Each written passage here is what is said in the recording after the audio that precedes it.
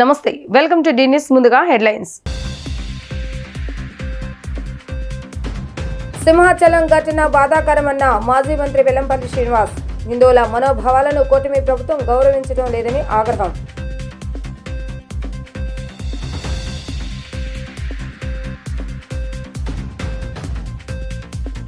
సింహాచలం శ్రీ వారాహి లక్ష్మీ నరసింహస్వామి చంద్రోత్సవ కార్యక్రమంలో దిగ్భ్రాంతి వ్యక్తం చేసిన సీఎం చంద్రబాబు నాయుడు. మృతుల కుటుంబాలకు అండగా ఉంటామని హామీ.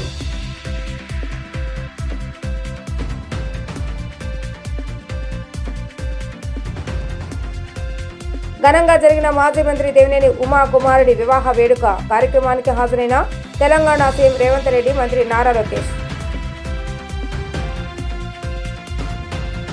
సింహాచలం ఘటన చాలా బాధాకరమని మాజీ మంత్రి వైఎస్ఆర్సీపీ సీనియర్ నాయకులు వెల్లంపల్లి శ్రీనివాసరావు ఆవేదన వ్యక్తం చేశారు. గోడ కూలిన ఘటనలో 8 మంది భక్తులు చనిపోవడం దిగ్భ్రాంతికి గురి చేస్తుందని తెలిపారు.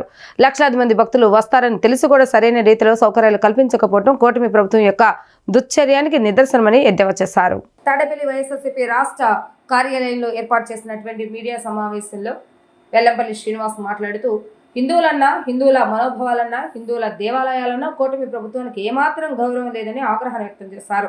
చంద్రబాబు నాయుడు, పవన్ కళ్యాణ్ దగ్గర మార్కుల కోసం భక్తుల ప్రాణాలను పడంగా పెడతారా అని ప్రశ్నించారు. హిందువులు ఎవరైతే భక్తులు ఉన్నారో వాళ్ళకి సౌకర్యాలు కల్పించడంలో గాని పూర్తిగా కూడా నిర్లక్ష్యం వహిస్తుంది. దీనికి ఉదాహరణగా చెప్పాలంటే మనం 2014 నుంచి 19 వరకు కనుక చూసుకుంటే ఆ రోజున ఎన్డీఏ కూటమి ప్రభుత్వం దుర్మార్గంగా కృష్ణ పుష్కరాలని చెప్పని విజయవాడ నగరంలో ఎన్ని దేవాలయాలు కూల్చేశారు. ఆ దేవతామూర్తుల్ని మున్సిపల్ కార్పొరేషన్ వ్యాన్లలో తరలించడం మనం చూసాం. మున్సిపల్ చెత్త బండుల్లో దేవుడి విగ్రహాలు తీసుకెళ్లిన పరిస్థితి 2014 నుంచి 19 టైంలో చూసాం. అలాగే గోదావరి పుష్కరాల్లో దాదాపుగా సుమారుగా 29 మంది పబ్లిసిటీ పిచ్చి కోసం 29 మంది చనిపోయడం చూసాం.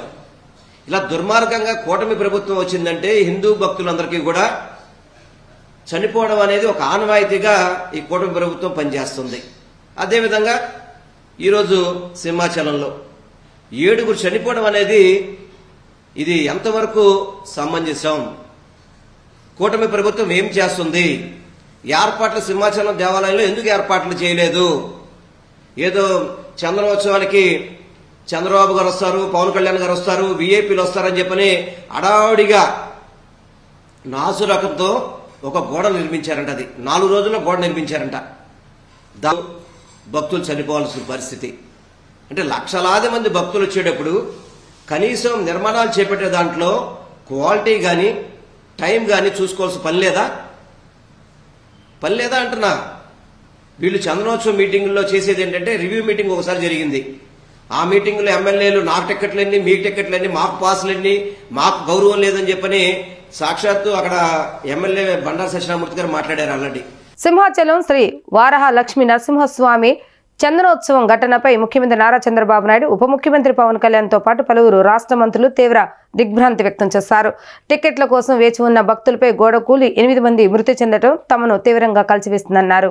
మృతుల కుటుంబాలకు ప్రగాఢ సానుభూతి తెలియజేస్తున్నట్లుగా వారు తెలిపారు. భారీ వర్షాల కారణంగా ప్రమాదం జరిగిందని, పరిస్థితిపై జిల్లా కలెక్టర్ ఎస్పీతో మాట్లాడినట్లుగా వెల్లడించారు.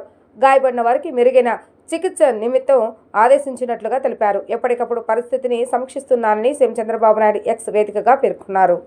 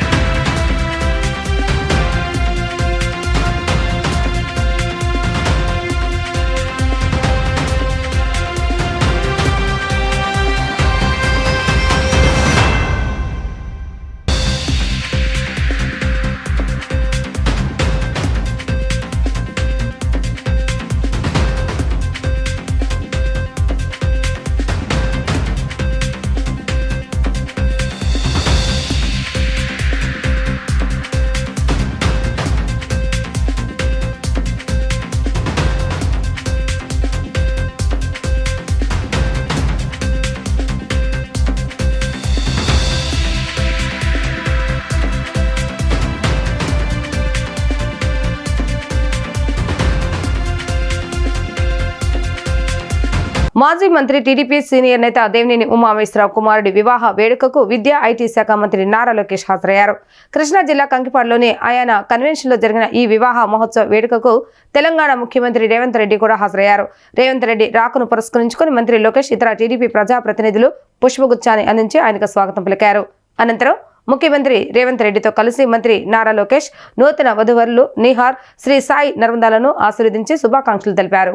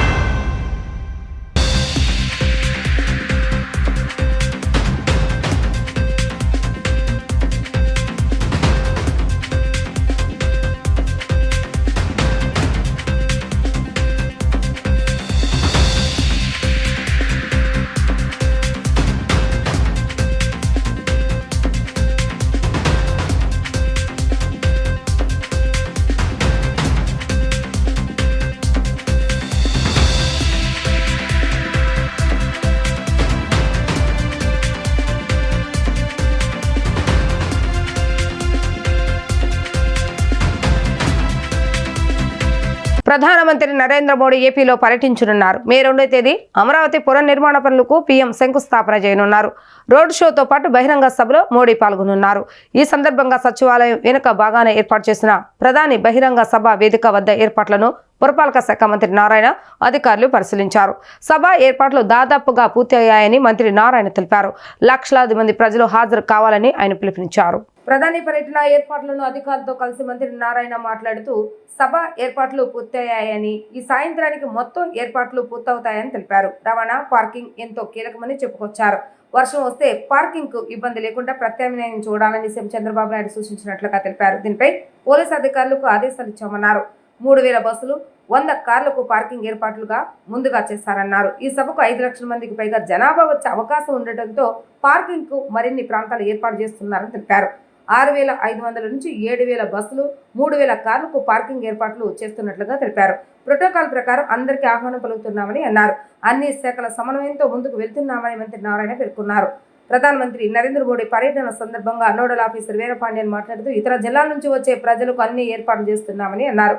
ఆహారం, మంచినీరు అన్ని బస్సుల్లోనే అందజేస్తామని తెలిపారు. సభా ప్రాంగణంలోకి వాటర్ బాటిల్ అనుమతించారని, కేవలం సెల్ ఫోన్ ఒక్కటే అనుమతిస్తారని చెప్పారు. సభ జరిగే ప్రాంతంలో మంచినీరు అందిస్తారని, బాటిల్ తీసుకురాకూడదని తెలిపారు. పార్కింగ్ కు సంబంధించి కూడా ఏర్పాట్లు జరుగుతాయని వీరపాండ్యన్ వెల్లడించారు. ప్రధాని మోడీ అమరావతి సభకు వచ్చేవారి కోసం ఇప్పటికే అధికారులు రూట్ మ్యాప్ ను విడుదల చేసిన విషయం కూడా తెలిసిందే. సభకు చేరుకునేందుకు 6 మార్గాలను ఏర్పాటు చేశారు. ఉమ్మడి కృష్ణా, గుంటూరు, పశ్చిమ గోదావరి, ప్రకాశం జిల్లాల నుంచి సభకు వచ్చేవారి కోసం 2400 బస్సులు ఏర్పాటు చేశారు.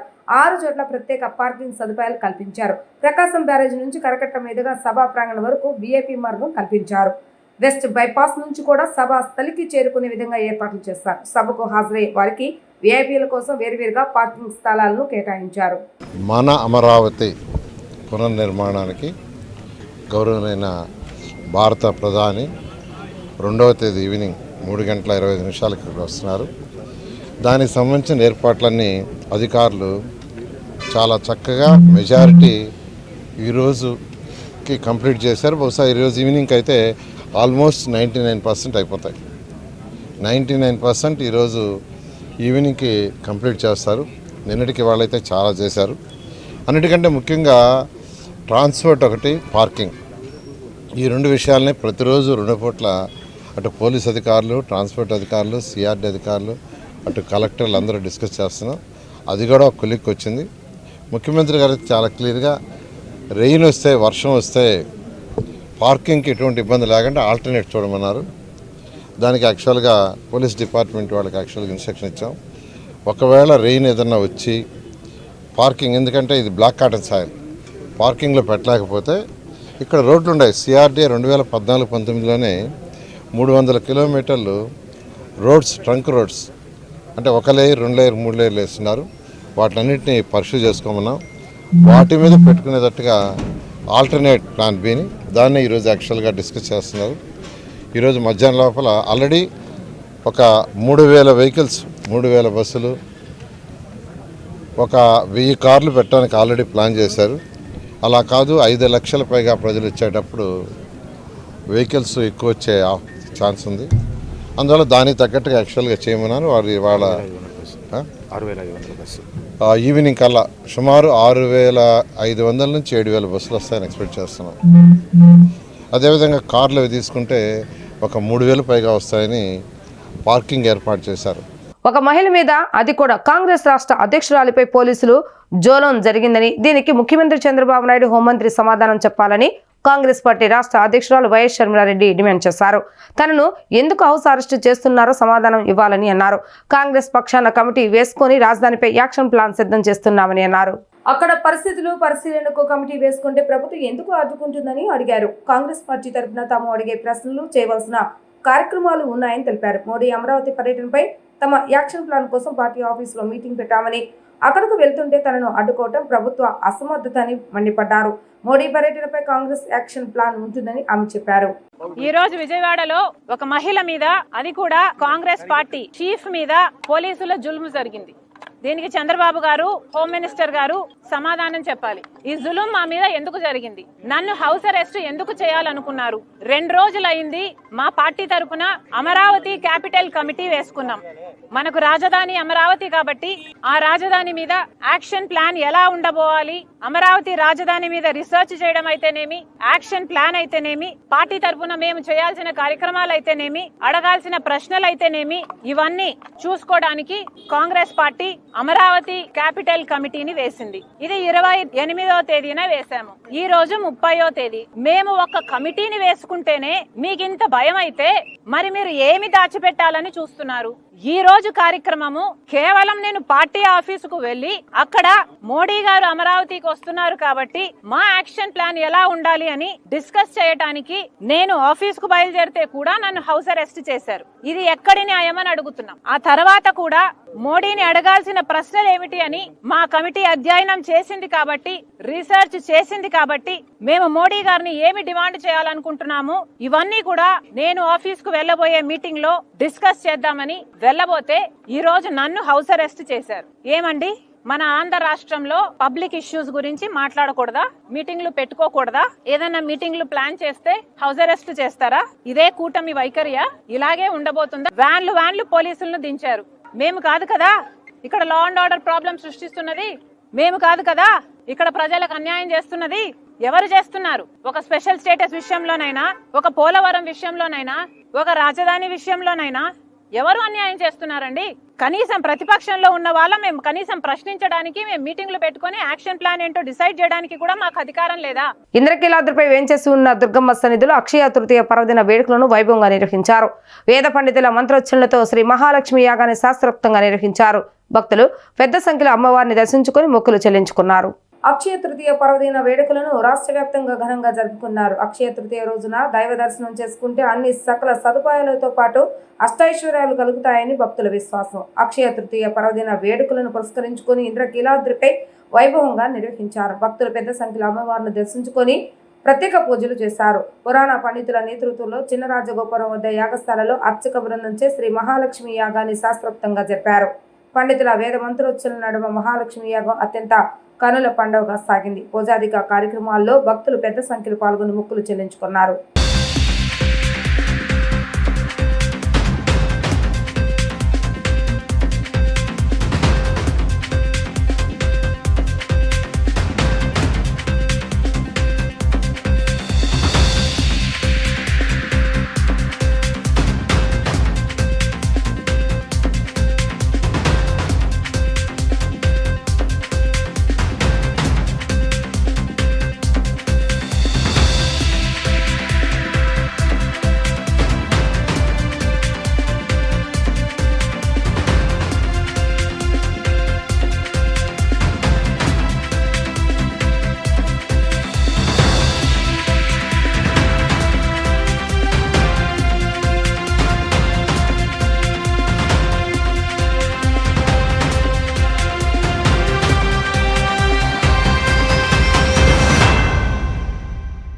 ఆంధ్రప్రదేశ్ రాష్ట్ర ఏకైక రాజధాని అమరావతిలో వివిధ అభివృద్ధి పనులకు శంకుస్థాపన చేయడానికి మే 2వ తేదీన అమరావతికి వస్తున్న ప్రధానమంత్రి నరేంద్ర మోడీకి అందరూ ఘన స్వాగతం పలకాలని తూర్పు నియోజకవర్గ ఎమ్మెల్యే గద్దె రామ్మోహన్ అన్నారు. ముఖ్యమంత్రి నారా చంద్రబాబు నాయుడు తనకున్న పాలన అనుభవం సమర్థతో అమరావతిని ప్రపంచ స్థాయిలో నిలబడేలా తీర్చిదిద్దుతారని ఎమ్మెల్యే స్పష్టం చేశారు. విజయవాడ తూర్పు నియోజకవర్గంలోని 3వ డివిజన్ కనకదుర్గా నగర్ పార్క్ ఏరియాలో ప్రజా సమస్యలపై శాసనసభ్యులు గద్దె రామ్మోహన్ పర్యటించారు.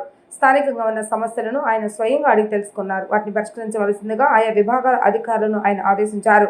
ఈ నేపథ్యంలో వాటర్ ట్యాంక్ పనులకు శంకుస్థాపన చేశారు. ఈ సందర్భంగా ఎమ్మెల్యే గద్దె రామ్మోహన్ మాట్లాడుతూ అమరావతిలో చేపట్టనున్న అనేక అభివృద్ధి పనులకు శంకుస్థాపన చేసేందుకు మే 2వ తేదీన ప్రధానమంత్రి నరేంద్ర మోడీ అమరావతికి రానున్నారని చెప్పారు. చక్కటి రాజధానిని నిర్మాణం చేసుకుంటే అభివృద్ధి సంక్షేమం చక్కగా అమలు చేసుకోవచ్చని అన్నారు. రాజధాని అభివృద్ధి చెందితే ఇక్కడ యువతకు ఉజ్వల భవిష్యత్తు ఉంటుందని అన్నారు. రాష్ట్రానికి వస్తున్న మోడీకి ప్రజలందరూ ఘనస్వాగతం పలకాలని అన్నారు. మే 2వ తేదీన జరిగే కార్యక్రమానికి కూటమి పార్టీల నాయకులు కార్యకర్తలతో పాటుగా రాజకీయాలకు అతీతంగా అందరూ పాల్గొనాలని చెప్పారు. రాజకీయాలతో సంబంధం లేకుండా తటస్థులుగా ఉన్నవారు సైతం రాష్ట్రంలో జరుగుతున్న పరిణామాలను అభివృద్ధి సంక్షేమాలు చూసి కూటమి ప్రభుత్వానికి మద్దతుగా నిలుస్తున్నారని అన్నారు. రాష్ట్ర అభివృద్ధికి పోలవరం ప్రాజెక్టుకు అడిగిన వెంటనే నిధులిస్తున్న ప్రధానమంత్రి నరేంద్ర మోడీకి ఎమ్మెల్యే గద్దె రామ్మోహన్ కృతజ్ఞతలు తెలియజేశారు. భవిష్యత్తులో కూడా రాష్ట్ర అభివృద్ధికి మరిన్ని నిధులు మంజూరు చేయాలని ఆయన కోరారు. 2వ తారీఖున ప్రైమ్ మినిస్టర్ గారు వస్తూ ఉన్నారు అమరావతికి. ఈసారి అమరావతిని పూర్తి చేయడానికి, అమరావతి ఆంధ్ర రాష్ట్రానికి ఏకైక రాజధాని అనే నిర్ణయం తీసుకోవడానికి సుమారు 1,00,000 కోట్లకు పైగా విలువ కలిగిన వర్కులకి శాంక్షన్లు ఇవ్వడానికి, రానున్న 4 సంవత్సరాలు కూడా మరిన్ని కోట్ల రూపాయలు ఇచ్చి అమరావతిని అభివృద్ధిపరచడానికి. అమరావతి అభివృద్ధి అనేది ఒక అమరావతి నగరం అభివృద్ధి కాదు. ఆ నగరం పెరిగే కొద్దీ రాష్ట్రం యొక్క స్తోమత కూడా పెరుగుద్ది. రాష్ట్రానికి స్థిరాస్తులు పెరుగుతాయి. తద్వారా అనేక మందికి, వేలాది మందికి యువతకు ఉద్యోగాలు వస్తాయి. ఒక కుటుంబంలో ఒక బిడ్డకు ఉద్యోగం వస్తే ఆ కుటుంబం అంతా కూడా పేదరికం నుంచి బయటపడినట్టు అనేక రకాలుగా. అలాంటి దూరదృష్టి, విజన్ కలిగిన వ్యక్తి నారా చంద్రబాబు నాయుడు గారు ఆలోచనకి ఇవాళ సహకరిస్తున్న మోడీ గారి యొక్క ఆలోచనలు కూడా మనస్ఫూర్తిగా మోడీ గారికి కృతజ్ఞత తెలియజేస్తూ, దాదాపుగా ఈ 3 కోట్లతో ఈ వాటర్ ట్యాంక్ కూడా ఈరోజు ఎమ్మెల్యే గారి చేతుల మీదుగా భూమి పూజ జరిగింది. ఇది ఎప్పటి నుంచో కోరిక. ఆ కోరిక మరి ఎమ్మెల్యే గారు ఇవాళ భూమి పూజ చేయడం వల్ల ఆ కోరిక నెరవేరింది. మరి దీన్ని అతి త్వరలోనే కంప్లీట్ చేసి ఈ ప్రాంత వాసులకు అందరికి కూడా ఈ పక్కన కాలనీలన్నీ కూడా మనకి పక్కన గణేష్ నగర్, కామరేజ్ నగర్, కరెన్సీ నగర్, రామచంద్ర నగర్, నాగార్జున నగర్ ఇవన్నీ కూడా ఈ ప్రాంతంలో కాలనీలు. అటు నాగార్జునలో ఉన్న ట్యాంక్తో పాటు ఇది కూడా టు బి డెవలప్డ్ ఏరియా కాబట్టి రాబోయే రోజులకి ఇబ్బంది లేకుండా 30 సంవత్సరాలు, సుమారుగా 30-40 సంవత్సరాల విజన్ దృష్టిలో పెట్టుకుని ఈ ట్యాంక్ ఏర్పాటు చేస్తున్నందుకు మరి వాళ్ళ ఎమ్మెల్యే గారు చేతులుగా భూమి పూజ జరిగినందుకు వారికి మా అందరి తరఫున అన్ని కాలనీల తరఫున ఎమ్మెల్యే గారికి అభినందనలు తెలియజేస్తామన్నాము. Asia yoga sports championship gold medallist పోటీలలో మన దేశానికి తన ద్వారా గోల్డ్ మెడల్ రావడం ఎంతో గర్వకారణంగా ఉందని ఆసియా yoga sports championship B Sirisha వెల్లడించారు. యోగాలో ఎంఎస్సి, ఎంఫిల్ వరకు పూర్తి చేస్తానని, వివిధ కళాశాల విద్యా సంస్థలో పనిచేస్తూ యోగా పోటీలో పాల్గొంటున్నానని, యోగాలో 18 సంవత్సరాల అనుభవం ఉందని, ప్రభుత్వం ప్రోత్సహిస్తే దేశానికి మరిన్ని పథకాలు సాధిస్తానని ఆమె తెలిపారు. గాంధీనగర్ ప్రెస్ క్లబ్ లో జరిగిన విలేకరుల సమావేశంలో ఆమె మాట్లాడుతూ అత్యుత్తమ సాంకేతికత మరియు భాగస్వామ్యాన్ని ప్రదర్శించి కళాత్మక యోగాసన పేర్ ఈవెంట్ లో గెలవటం తనకు ఎంతో ఆనందాన్ని ఇచ్చిందన్నారు.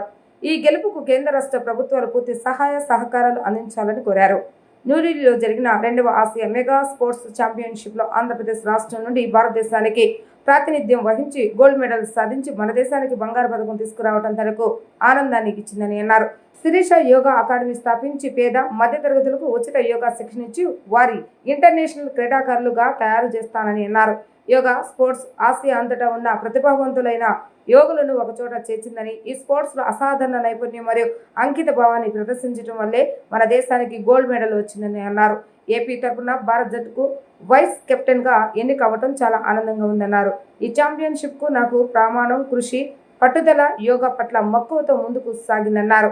మద్దతు ఇచ్చిన కుటుంబ సభ్యులు బాలం సుబ్బారావు, గురువులు బి సత్యనారాయణ రాజు, జి సీతారామయ్య, ఎం అంకమ్మ హృదయపూర్వక కృతజ్ఞతలు తెలియజేస్తారు. వారికి భారతీయ యోగాను ప్రపంచవ్యాప్తంగా ప్రోత్సహించడం, దాని ప్రయోజనాలు, సాంకేతిక ప్రాముఖ్యతను ప్రచారం చేయడం కొనసాగిస్తానని అన్నారు. ఒక క్రింది స్థాయి నుండి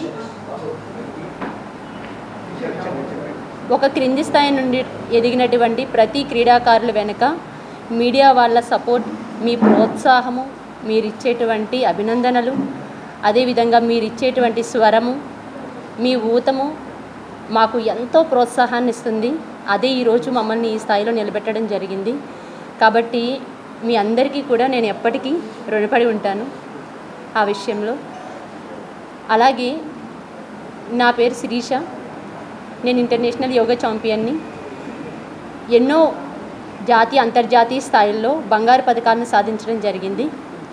దానికి నేను భారతదేశానికి ఈరోజు ఈ బంగారు పథకాన్ని తీసుకొచ్చినందుకు నాకు చాలా గర్వకారణంగా ఉంది. అదేవిధంగా ఆంధ్రప్రదేశ్ నుండి పోటీ చేసినటువంటి నేను భారతదేశం తరపున ఎన్నో దేశాలు, సుమారుగా 15 దేశాలు పోటీపడి నిర్వహించినటువంటి సెకండ్ ఏషియన్ యోగా స్పోర్ట్ ఛాంపియన్షిప్లో నేను బంగారు పథకాన్ని సాధించాను. అదేవిధంగా ఇండియన్ యోగా టీంకి నేను వైస్ కెప్టెన్గా సెలెక్ట్ అయ్యాను మన ఆంధ్రప్రదేశ్ నుండి ఇండియా వ్యాప్తంగా. సో ఈ భారతదేశం నుండి నేను ఇండియా కెప్టెన్గా సెలెక్ట్ అవ్వడం నాకు చాలా ఆనందంగా ఉంది. సాధారణంగా ప్రతి క్రీడల్లో వారికి తగినంత ప్రోత్సాహం లభించదు. చాలా కష్టపడాలి, అవకతవకలను ఎదుర్కోవాలి, కృంగిపోయే సిచ్యువేషన్స్ ఉంటాయి. సో వాటన్నిటినీ ఫేస్ చేస్తూ నేను ఈరోజు ఈ స్థాయిలో నిలబడడం జరిగింది. నేను యోగాలో diploma, PG diploma, MSc, MPhil చేశాను. యోగా థెరపిస్ట్గా వివిధ కళాశాలల్లో, అదేవిధంగా విద్యా సంస్థలలో నేను పనిచేయడం జరుగుతుంది. శిరీష యోగా అకాడమీని స్థాపించి దాని ద్వారా ఎంతోమంది విద్యార్థులకి ఉచితంగా శిక్షణ ఇచ్చి వాళ్ళని కూడా జాతీయ అంతర్జాతీయ స్థాయి క్రీడాకారులుగా కూడా తీర్చిదిద్దడం జరిగింది. దానికి నేను చాలా గర్వపడుతున్నాను. రాష్ట్రంలోని 175 నియోజకవర్గాలలో గోశాలల నిర్మాణం ప్రధాన ధ్యేయంగా గోసేవ సంరక్షణ ఆంధ్రప్రదేశ్ రాష్ట్ర కార్యవర్గం పనిచేస్తుందని గోసేవ సంరక్షణ రాష్ట్ర అధ్యక్షులు అజయ్ వర్మ చాగు తెలిపారు. గోసేవ సంరక్షణ కార్యవర్గాన్ని రాష్ట్ర స్థాయి నుంచి పార్లమెంటు, అసెంబ్లీ, గ్రామ స్థాయి వరకు విస్తరించడమే ప్రధాన లక్ష్యంగా పనిచేస్తున్నామని అన్నారు. ఆ క్రమంలోనే గోసేవ సంరక్షణ రాష్ట్ర స్థాయి తొలి సమావేశాన్ని విజయవాడలో ఏర్పాటు చేస్తామని వివరించారు. గోసేవ సంరక్షణ రాష్ట్ర స్థాయి సమావేశం గాంధీనగర్లోని హోటల్ ఐలాపురంలో నిర్వహించారు. ఈ సమావేశానికి గోసేవ సంరక్షణ రాష్ట్ర అధ్యక్షులు అజయ్ వర్మ ఠాగూర్ ముఖ్య అతిథిగా హాజరయ్యారు. ఈ సందర్భంగా ఆయన మాట్లాడుతూ శ్రీ శ్రీ శ్రీ అవి ముక్తేశ్వరానంద స్వామి శంకరాచార్యులు వారి గురూజీ దివ్య ఆశీస్సులతో గోమాత సేవ పరిరక్షణ లక్ష్యంతో గోసేవ సంరక్షణ ఆంధ్రప్రదేశ్ శాఖ పనిచేస్తుందని అన్నారు. భారతదేశ వ్యాప్తంగా 3 లక్షల గోశాలల నిర్మాణమే లక్ష్యంగా గురూజీ గోసేవ సంరక్షణ పనిచేయాలని సూచించారన్నారు. ఆయన ఆశీస్సులతో భారతదేశంలో తక్షణమే 5,000 గోశాలల నిర్మాణం చేయాల్సి ఉందని అన్నారు. ఆంధ్రప్రదేశ్లో సైతం 175 నియోజకవర్గాలలో గోశాల నిర్మాణాలు చేసి ఒక్కొక్క గోశాలలో 108 గోవులను ఉంచేలా చర్యలు చేపడతామని అన్నారు. గోశాలల నిర్మాణానికి ప్రతి నియోజకవర్గంలోనూ 10 నుంచి 15 ఎకరాల స్థలాన్ని ప్రభుత్వ పరంగా కేటాయించాలని కోరుతున్నామని, ప్రభుత్వం సహకరిస్తుందని ఆశిస్తున్నామని అన్నారు.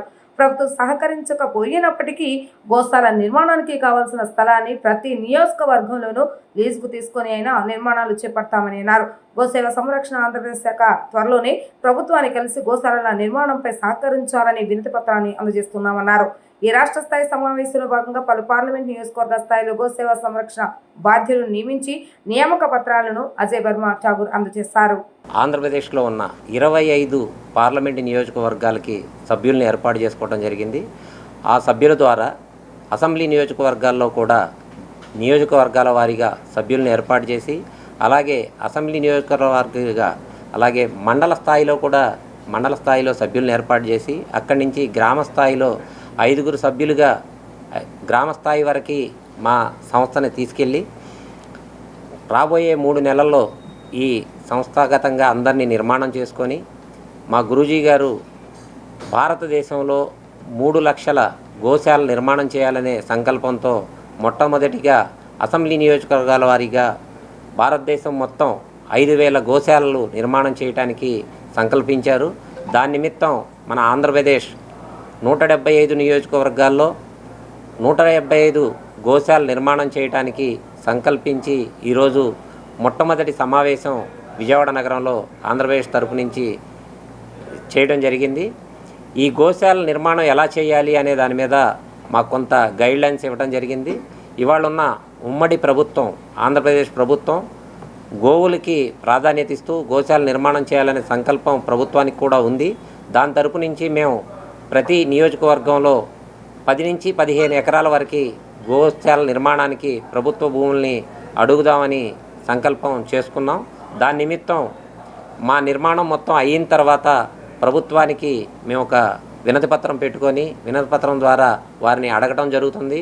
ప్రభుత్వం కనుక సానుకూలంగా స్పందించి మాకు భూములు ఇస్తారని చెప్పి మేము ఆశిస్తూ ఉన్నాం. ఒకవేళ అటువంటి కార్యక్రమం వాళ్ళు మాకు సహకరించకపోయినా మా సంకల్పం మాత్రం ఆగదని ఈ సందర్భంగా తెలియజేస్తా ఉన్నాను. క్యాంపస్ ప్లేస్మెంట్ లో KL university Vijayawada, Hyderabad campus విద్యార్థులు అత్యుత్తమ వార్షిక ప్యాకేజీలతో ప్లేస్మెంట్ సాధించారని యూనివర్సిటీ ఉపకులపతి డాక్టర్ సారథి బ్రహ్మ తెలిపారు. విజయవాడలోని యూనివర్సిటీ అడ్మినిస్ట్రేషన్ కార్యాలయంలో బుధవారం ఏర్పాటు చేసిన విలేకరుల సమావేశంలో ఆయన మాట్లాడుతూ కేఎల్ విద్యార్థులు పొందిన క్యాంపస్ ప్లేస్మెంట్స్ వివరాలను ఆయన తెలియజేశారు. ఈ ఏడాది 75 లక్షల రూపాయల వార్షిక ప్యాకేజీతో తమ విద్యార్థి ప్లేస్మెంట్ సాధించడం గర్వకారణమని హర్షం వ్యక్తం చేశారు. 58 లక్షల రూపాయల ఫ్రీ ప్లేస్మెంట్ ఆఫర్తో పాటు తమ విద్యార్థులు అనేక రికార్డ్స్ సాధించారని పేర్కొన్నారు. ఈ ఏడాది 500కు పైగా కంపెనీలు యూనివర్సిటీని సందర్శించి రాత పరీక్ష, ఇంటర్వ్యూల ద్వారా విద్యార్థులను ఎంపిక చేసుకున్నారని చెప్పారు. ఈ ప్రక్రియలో భాగంగా 6,000 మందికి పైగా విద్యార్థులు కంపెనీల నుంచి ఆఫర్ లెటర్స్ అందుకున్నారని, 4,700 మంది విద్యార్థులు వివిధ ప్యాకేజీలలో ప్లేస్మెంట్స్ పొందారని వెల్లడించారు. 20 లక్షల నుంచి 50 లక్షల రూపాయల లోపు వార్షిక ప్యాకేజీలను 38 మందికి పైగా విద్యార్థులు దక్కించుకున్నారని, సూపర్ డ్రీమ్ కంపెనీలలో 150 మంది విద్యార్థులు ప్లేస్ సాధించారని అన్నారు.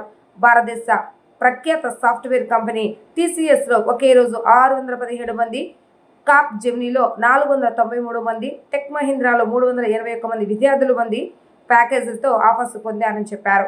ఈ ఏడాది Germany, Japan, Singapore, Dubai, Malaysia వంటి దేశాల్లో అంతర్జాతీయ ప్లేస్మెంట్ దక్కించుకున్నారని తెలియజేశారు. కేలి ఇంజనీరింగ్ విద్యార్థులు తమ 3వ సంవత్సరం నుండి పలు జాతీయ, అంతర్జాతీయ కంపెనీలలో ఇంటర్న్షిప్ చేస్తున్నారని చెప్పారు.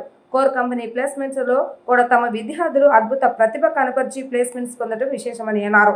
యూనివర్సిటీ నైపుణ్యాభివృద్ధి విభాగం డీన్ డాక్టర్ శ్రీనాథ్ మాట్లాడుతూ 34 నైపుణ్యాభివృద్ధి కేంద్రాల ద్వారా 452 మంది అధ్యాపకులు విద్యార్థుల నైపుణ్యాలు పెంపొందించుకునేలా ప్రత్యేక శిక్షణ ఇస్తున్నామని, అలాగే పారిశ్రామిక అనుబంధ శిక్షణ ఇవ్వడం ద్వారా తమ విద్యార్థులు నాణ్యమైన ప్లేస్మెంట్స్ పొందగలుగుతున్నారని స్పష్టం చేశారు. తమ యూనివర్సిటీ విద్యార్థులు క్యాంపస్ ప్లేస్మెంట్ లో సాధించిన విజయాలను దృష్టిలో పెట్టుకుని విద్యార్థులందరిలో ఉత్సాహాన్ని నింపేందుకు క్యాంపస్ ప్లేస్మెంట్ విజయోత్సవాన్ని మే 3వ తేదీన వడ్డేశ్వరంలో యూనివర్సిటీ క్యాంపస్ లో ఘనంగా నిర్వహిస్తున్నట్లుగా యూనివర్సిటీ ప్లేస్మెంట్స్ విభాగం డీన్ NBV ప్రసాద్ తెలియజేశారు. ఈ కార్యక్రమంలో ప్రఖ్యాత సంస్థలైన మైక్రోసాఫ్ట్, ఫ్లిప్కార్ట్, అమెజాన్, సిస్కో వంటి కంపెనీలతో పాటు ప్రముఖ కార్పొరేట్ కంపెనీలకు చెందిన ప్రతినిధులు కూడా పాల్గొంటారని చెప్పారు.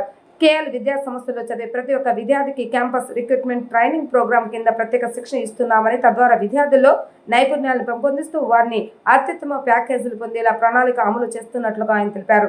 ఈ సమావేశంలో university admission director doctor J Srinivasarao, MHS విభాగం డీన్ డాక్టర్ కిషోర్ బాబు తదితరులు పాల్గొన్నారు. ప్లేస్మెంట్స్కి స్టూడెంట్స్ కెరియర్కి ఒక డెస్టినీ అని తెలియజేసుకుంటూ ప్రతి సంవత్సరం కూడా 100% placement students, eligible and registered స్టూడెంట్స్కి ఇవ్వడం జరుగుతుంది. అలాగే ఈ సంవత్సరం కూడా హైదరాబాద్ అండ్ విజయవాడ క్యాంపస్లో బీటెక్ ప్రోగ్రామ్కి 100% ప్లేస్మెంట్ కంప్లీట్ చేయడం జరిగింది. ఇవాళ ఆల్మోస్ట్ 4,700 ఆఫర్లు బీటెక్ ప్రోగ్రామ్కి, అలాగే 3,000 నెంబర్ ఆఫ్ స్టూడెంట్స్, 3,500 మంది ఆల్రెడీ ఇక్కడ స్టూడెంట్స్కి జాబ్స్ రావడం జరిగింది. రిజిస్టర్ అయిన ప్రతి ఒక్క స్టూడెంట్కి కూడా జాబ్ ఆఫర్ ఇవ్వడం జరిగింది. అలాగే 400+ కంపెనీస్ విజిట్ చేయడం క్యాంపస్కి. అలాగే ఓవరాల్ యూనివర్సిటీలో 6,000 మంది స్టూడెంట్స్కి ఆఫర్లు రావడం జరిగింది, ఇంక్లూడింగ్ బీటెక్, ఎంటెక్, అలాగే MHS ప్రోగ్రామ్స్ అన్నట్టు కలిపి 6,000 ఆఫర్స్ ఇవ్వడం జరిగింది. సో ఇంతేకాకుండా హైయెస్ట్ ప్యాకేజ్ 75 lakhs రావడం, యాపిల్ కంపెనీలో రావడం, అంతేకాకుండా 8.1 మీడియన్ ప్యాకేజ్ తోటి స్టూడెంట్స్ సెలెక్ట్ అవ్వడం జరిగింది. 4,700 మంది విద్యార్థులకి అత్యున్నతమైన ఉద్యోగ అవకాశాలు కేఎల్ యూనివర్సిటీ నుంచి రావటం అనేది ఒక గర్వకారణమైన విషయం. ఈ విషయానికి తోడ్పాటు అందించిన స్కిల్ డెవలప్మెంట్ డివిజన్కి నేను డీన్గా ఉన్నాను. ఈ స్కిల్ డెవలప్మెంట్ డివిజన్ ద్వారా 34 స్కిల్లింగ్ అకాడమీస్ కంపెనీస్ ద్వారా స్థాపించి విద్యార్థులకి దాంట్లో కావాల్సిన వృత్తి నైపుణ్యాన్ని మేము అందిస్తున్నాం. దీనికి సహాయ సహకారాలు అందించిన అన్ని కంపెనీస్కి కృతజ్ఞతాభివందనలు చెప్పుకుంటూ, అలాగే మా 452 మంది టీచింగ్ ఫ్యాకల్టీ ఎవరైతే ఈ స్కిల్ డెవలప్మెంట్ డివిజన్ ద్వారా ట్రైనింగ్ ఇస్తున్నారో వాళ్ళకి థ్యాంక్స్ చెప్తూ, అలాగే పేరెంట్స్, స్టూడెంట్స్ ఎవరైతే ఈ ఉద్యోగ అవకాశాలు అందిపుచ్చుకున్నారో వాళ్ళందరికీ కంగ్రాచులేషన్స్ చెప్తూ, ఈ సంవత్సరం కూడా ప్రతి సంవత్సరం లాగానే మేము ఆల్ రిజిస్టర్డ్ అండ్ ఎలిజిబుల్ స్టూడెంట్స్కి 100% ప్లేస్మెంట్స్ ఇచ్చామని చెప్పడానికి మేము చాలా సంతోషిస్తున్నాము.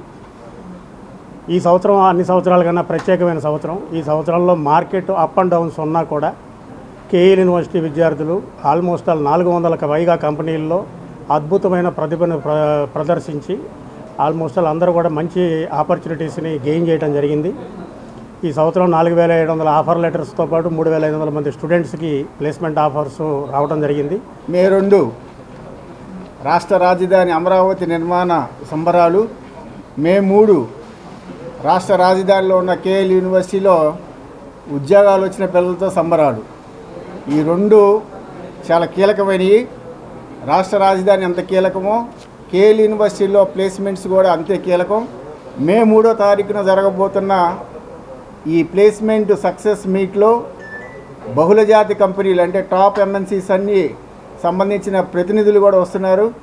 ఎందుకనంటే కేఎల్ యూనివర్సిటీలో చదివిన ప్రతి విద్యార్థి కూడా ప్లేస్మెంట్తో బయటికి వెళ్తాడన్న వాస్తవం మరొకసారి ప్రూవ్ చేసుకున్నారు. తనను మానసికంగా హింసించి తన మీద అక్రమ కేసులు బనాయించారని నవరంగ్ కాంగ్రెస్ పార్టీ రాష్ట్ర అధ్యక్షులు షేక్ జలీల్ గాంధీనగర్లో ప్రెస్ క్లబ్ నందు విలేకరుల సమావేశాన్ని ఏర్పాటు చేశారు.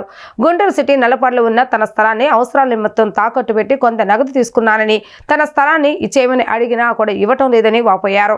ఇందు నిమిత్తం తాను నల్లపాడు పోలీస్ స్టేషన్ ఫిర్యాదు చేసినా పోలీసులు పట్టించుకోవడం లేదని ఆయన ఆరోపించారు. తనకు న్యాయం చేయకపోగా తానే డబ్బులు ఇవ్వాలని పోలీసులు బెదిరించి 2 చెక్కుల మీద సంతకాలు తీసుకున్నారని ఆరోపించారు. ఈ విషయం బయటకు ఎవరికైనా చెబితే తనను చంపేస్తానని బెదిరించారని, తనకు తన కుటుంబానికి నల్లపాడు పోలీసుల వల్ల ప్రాణహాని ఉందని, కావున డీజీపీ సమగ్రంగా విచారించి నిజానిజాలు తెలుసుకుని నల్లపాడు పోలీసుల మీద తగిన చర్యలు తీసుకోవాలని విజ్ఞప్తి చేశారు. తెలుగుదేశం పార్టీ ప్రభుత్వంలోకి వచ్చినాక పోలీస్ వ్యవస్థని నిర్వీర్యం చేశారు.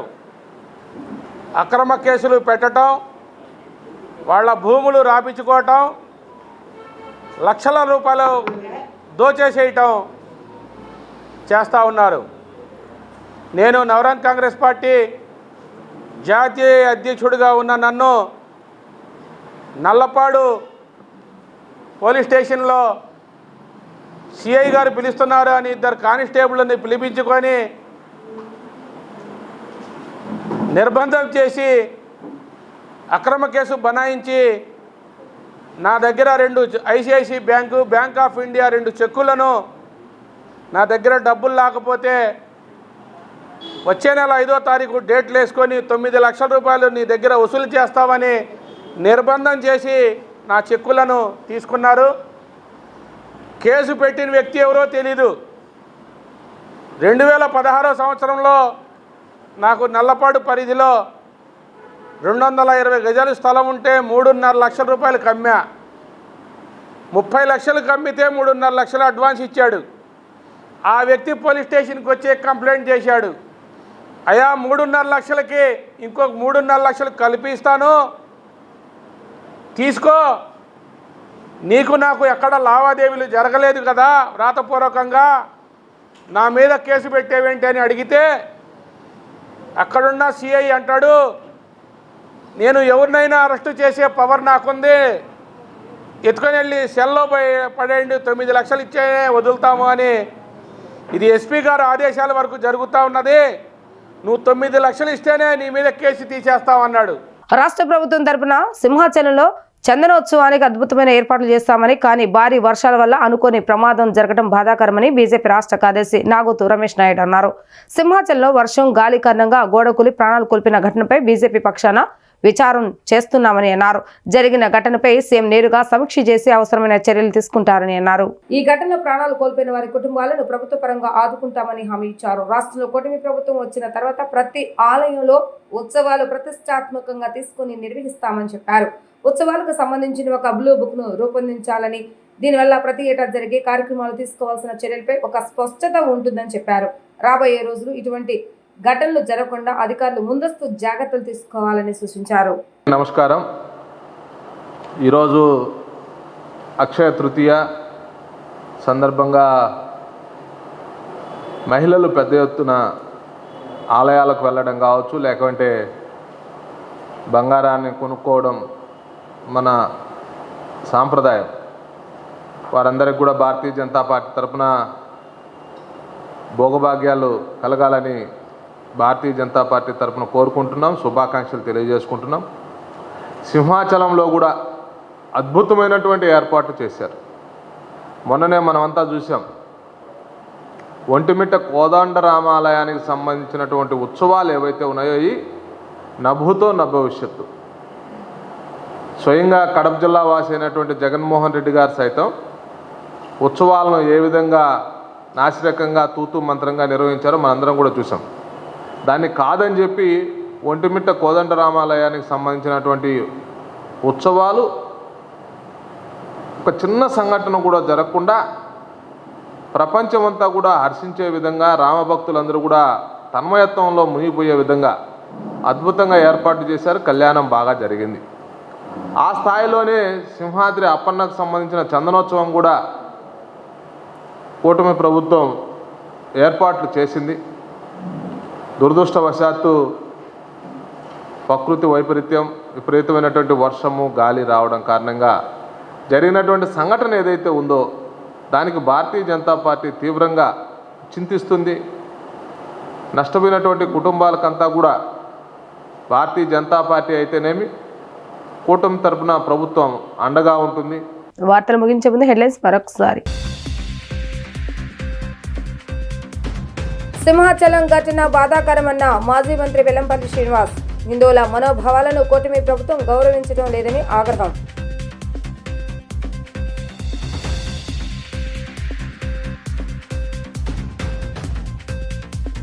సింహాచలం శ్రీ వారాహి లక్ష్మీ నరసింహస్వామి చంద్రోత్సవ కార్యక్రమంలో దిగ్భ్రాంతి వ్యక్తం చేసిన సీఎం చంద్రబాబు నాయుడు. మృతుల కుటుంబాలకు అండగా ఉంటామని హామీ.